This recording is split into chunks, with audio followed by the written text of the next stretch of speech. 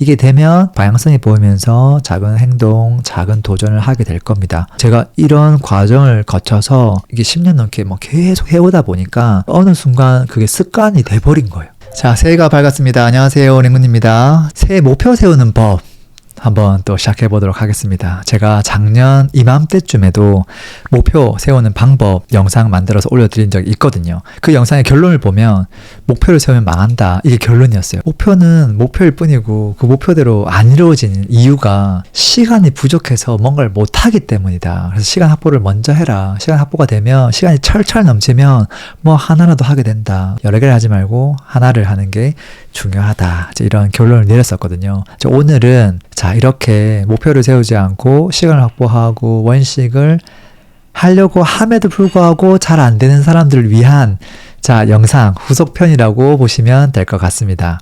기본적으로 저는 작년하고 똑같습니다. 목표를 세우면 이루어지지 않아요. 왜? 우리는 과한 목표를 세우거든요. 그리고 그 과한 이유는 뭐냐면 지속하기가 어려운 목표를 세우기 때문에 그래요. 쉬워 보지만 한두 번 하는 건 쉽죠. 근데 생각보다 지속하기가 어렵거든요. 결국은 지속 가능한 목표를 세우는 게 중요하다라는 거고요. 핵심 키워드가 목표가 아니라 지속이라는 거, 이거 명심해야 됩니다.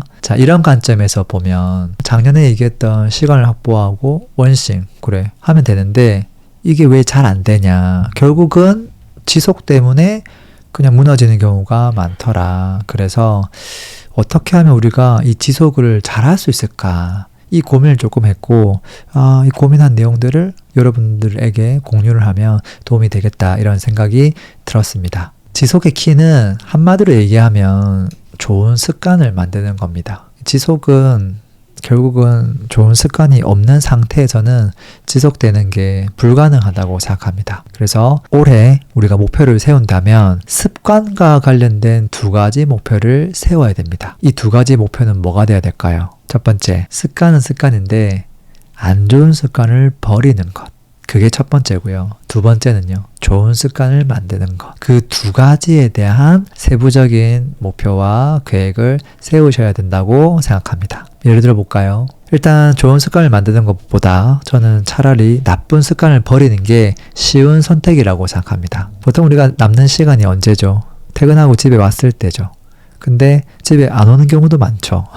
퇴근하고 여러분들은 뭐 하시나요? 뭐 사람들하고 만나서 술 먹고 뭐 이야기할 수도 있고요. 또 좋아하는 사람들 만나고 뭐 할 수도 있고요. 또 취미생활 다양하게 할 수도 있죠. 저는 이 세 가지를 저녁 시간에는 거의 안 하거든요. 누군가 만나야 되면 점심때 잠깐 만나거나 이제 그 정도만 하지, 저녁 시간은 너무 소중한 시간이라서 이런 부분들을 할애를 하지 않거든요. 그게 아무리 나에게 도움이 된다고 하더라도 말이죠. 여러분들도 이것들에 해당하는 게 있다면 혹여나 좀 줄일 수 있는 방법이 있을까에 대해서 한번 고민해 보시면 좋을 것 같아요. 집에 이제 바로 오는 경우가 있다고 하더라도 집에 와서 저녁 먹고 잠들기 전까지 생각보다 많은 시간이 있죠. 그게 하루가 아니라 365일 굉장히 큰 시간이잖아요.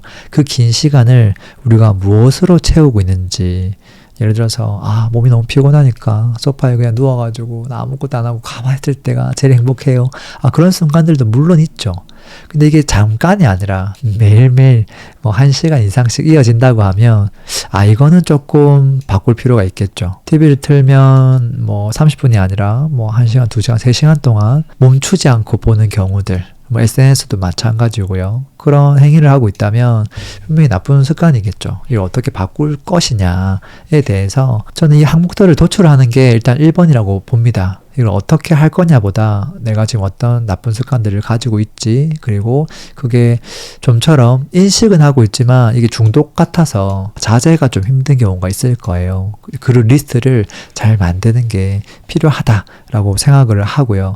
이걸 하고 나면 또 역으로 좋은 습관을 좀 만들어야 되겠다. 그런 계획도 조금 세우시면 좋을 것 같아요. 이 계획을 세울 때 조심해야 될 거는 지속 관점에서 이걸 진짜 내가 할 수 있을까? 내가 예를 들어서 뭐 헬스장을 끊는다. 근데 헬스장 끊으면 또 가다가 안 갈 수도 있잖아요.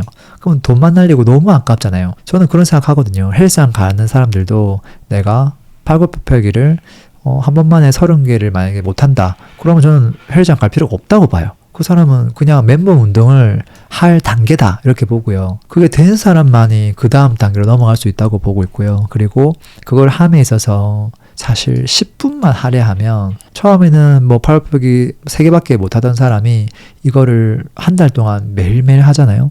그러면 그게 무조건 개수가 늘어날 수밖에 없거든요.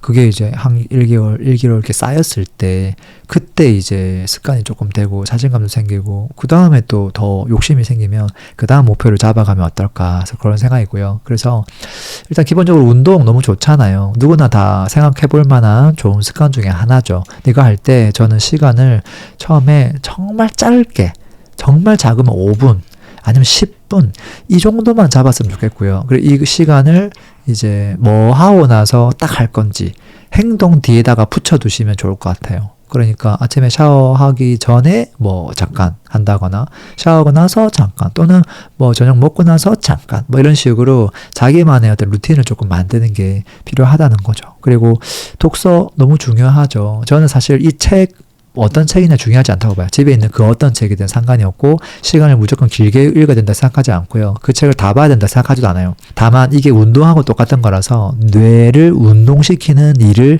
조금씩 하다 보면 읽은 책은 뭐 예를 들어서 책 주제가 뭐 재테크 책이었다. 그렇다 하더라도 이게 꼭 재테크 생각만 하는 건 아니거든요. 그리고 책 주제가 뭐 대화법이었다.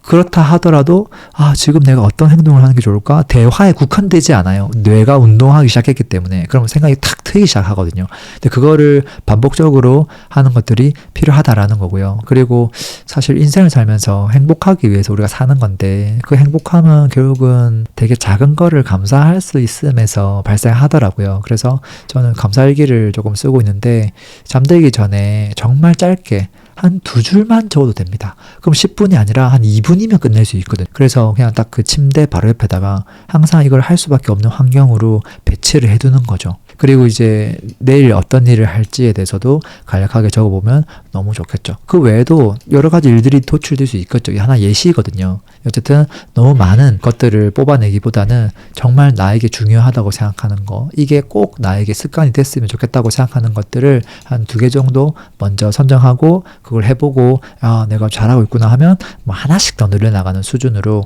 해보시면 어떨까 싶습니다. 그게 어렵지 않겠죠. 자, 그래서 나쁜 습관을 일단 버리고요. 좋은 습관을 채우면 이제 어떻게 되느냐. 나쁜 습관을 버리면 대부분 시간 확보가 자연스럽게 됩니다. 좋은 습관을 채우면 시간을 여기다 엄청 많이 할애하는 개념이 아니에요. 그냥 좋은 습관을 들이는 거거든요. 이것만으로도 의지가 그냥 살아나요. 매일 내가 5분 운동했다는 거, 나 자신을 엄청 칭찬해주고 싶거든요. 책을 5분 읽었다는 거, 갑자기 내가 쫙 운동하기 시작해요. 활력이 생겨요. 그것만으로도 시간 확보됐습니다. 의지력 생기잖아요. 그러면 어떤 일이 벌어지냐면 난 어떤 인생을 살아야 되지? 올해는 어떤 걸 내가 좀 집중해보면 좋을까? 그제서야 정말 중요한 원스윙에 대해서 생각해 볼 수 있는 어떤 준비 작업이 되는 거예요. 근데 이런 것들을 하나도 안 하고 나쁜 습관을 여전히 갖고 있고 좋은 습관이 1도 없는 사람이 올해 뭐를 내가 집중해보면 좋을까? 원스윙을 만들어볼까? 그걸 해봤자 아까 안 된다고 했잖아요. 그 안 되는 분들이 있잖아요. 그게 결국 앞에 이 선행 작업이 없어서 그런 거거든요. 근데 이게 있으면 진짜 바보가 아닌 이상은 이걸 계속하면요. 어렴풋하게 이렇게 해보는 게 어떨까? 그 어렴풋한 방향이 보여요. 그리고 그 방향대로 작은 도전을 하게 돼요. 이 작은 도전이 쌓이고 쌓이면 그 다음에는 어떻게 될지 할 수 없는 거죠. 그래서 너무 거창하게 다 하려고 하지 마시고요. 하나씩 해 나가시면 좋을 것 같고요. 그것들을 해 나갈 때 자신의 생각만 가지고는 하기 힘들 수 있어요. 주변의 도움을 좀 받으면 좋을 것 같아요. 습관에 대해서 선포를 하고요. 가족들에게 내가 이런 거 하는 거 발견하면 뭐 벌금 뭐 얼마 1,000원 뭐 내겠어. 과하게 내면 뭐 10,000원 내겠어. 이렇게 걸 수 있죠. 근데 그 금액이 중요한 게 아니라 이렇게 했을 때 주변에서 아빠 지금 TV 틀었잖아요. TV 안 본다고 했는데 하면서 이제 바로 이야기가 나오는 거죠. 근데 이 500원을 이제 개인한테 주는 게 아니라 가족을 위한 어떤 저금통에다가 집어넣게 되고 요거 뭐 한 2만치 쌓이면 이거 가지고 뭐 치킨 한 마리 시켜 먹읍시다. 이렇게 할 수 있는 거고요. 결국은 그걸 했을 때 가족에게 도 좋은 거예요. 근데 그러면서도 한 번쯤 생각하게 되는 거죠. 내가 지금 이렇게 안 한다고 했는데 하고 있구나에 대해서 말이죠. 그리고 또 가족이 뭐 주변에 너무 가까운데 없다고 하면 가까운 지인들하고 같이 해도 저는 된다고 봅니다. 그래서 방금 얘기한 것들을 한번 써머리 해보면 좋은 습관을 일단 만드는 거 필요한데 그 전에 나쁜 습관부터 버리는 게 중요하다. 좋은 습관 채우고 그러면 자연스럽게 시간 확보, 의지력이 생기고요. 이게 되면 방향성이 보이면서 작은 행동, 작은 도전을 하게 될 겁니다. 거기서 작은 성과가 나올 거고 작은 성과가 나오면 거기서 가능성을 발견하고 전력 질주하게 될 거예요. 그럼 이제 원생이 되는 거죠. 그럼 그로부터 자신감도 생기고 경쟁력도 생길 거예요. 근데 그렇게 되면 뭐가 되느냐? 궁극적으로 그게 습관화가 되는 거예요. 이미 습관화 된 거예요. 제가 최근에 누군가를 만나서 밥을 먹는데 그분이 그 얘기를 하더라고요. 아, 랭구님은 지금까지 뭘 엄청 많이 해가지고 나름대로 성과를 많이 만든 것 같은데 왜 지금도 이렇게 열심히 하나요? 그런 질문을 하더라고요. 근데 그때 막 밥 먹는 시간이라서 정신이 없어가지고 제가 상세하게 답변을 못했는데 집에 와서 곰곰이 생각해보니까 한마디밖에 생각이 안 나더라고요. 그게 뭐였냐면 제가 이런 과정을 거쳐서 이게 10년 넘게 뭐 계속 해오다 보니까 그게 어느 순간 그게 습관이 돼버린 거예요. 예를 들어서 뭐 최근에도 뭐 임장도 꾸준하게 가고 이제 이런 것들을 이제 안 해도 될 것 같은데 왜 그렇게 하나요? 라고 했을 때 그냥 그게 자연스럽게 습관이 돼서 주말에 월요일 화요일 날 제가 이제 휴일처럼 쉬고 있는데 그냥 와이프한테도 할 거 없으면 오늘 그냥 같이 임장 갈까 하면서 그냥 임장 가거든요. 근데 그게 이제 지금도 왜 그렇게 하느냐? 습관이 돼버린 거예요.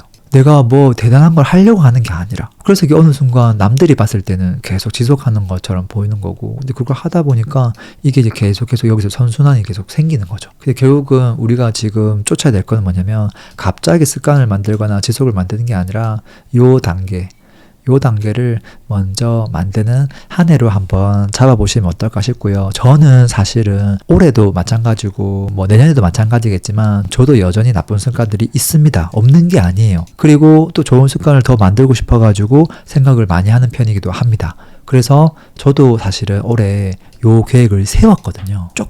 조금씩 더 나은 사람이 되기 위해서 말이죠. 그래서 요거는 한번 하고 끝나는 작업은 아닙니다. 계속 해야 될 수 있습니다. 근데 그렇게 하다 보면 좀 더 나은 사람이 되겠죠. 오늘 이루어질 수밖에 없는 새해 목표 세우는 법 말씀드렸는데요. 이 영상을 시청하시는 모든 분들에게도 좀 도움이 되었으면 좋겠습니다.